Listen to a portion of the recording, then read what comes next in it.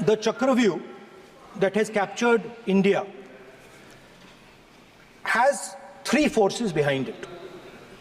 First is the idea of monopoly capital, that two people should be allowed to own the entire Indian wealth. So one element of the Chakravyuh is coming from the concentration of financial power.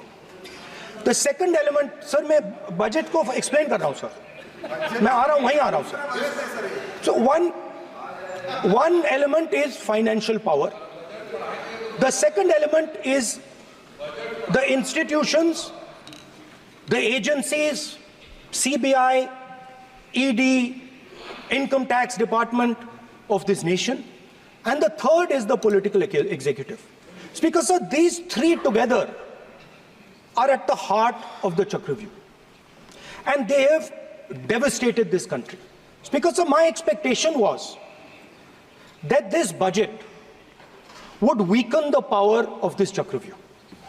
That this budget would help the farmers of this country, would help the youth of this country, would help the laborers, the small businesses of this country. But what I have seen is that this budget, the sole aim of this budget, iski jo niyat hai, it is to strengthen this framework, the framework of big business, monopoly business, the framework of a political monopoly that destroys the democratic structure, and finally the framework of what one can call the deep state or the agencies. And the result of this has been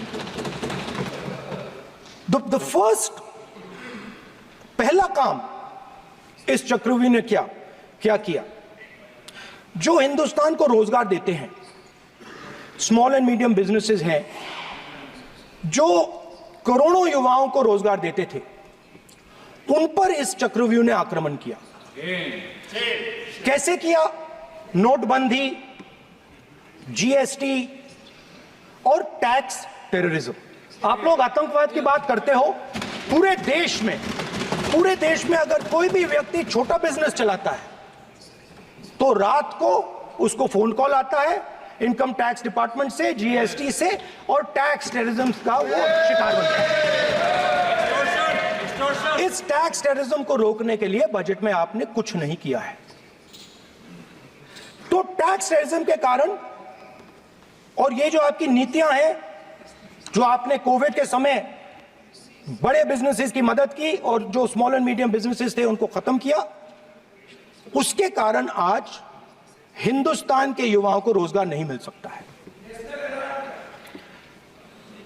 बिल्कुल एक युवा को रोजगार नहीं मिल सकता है।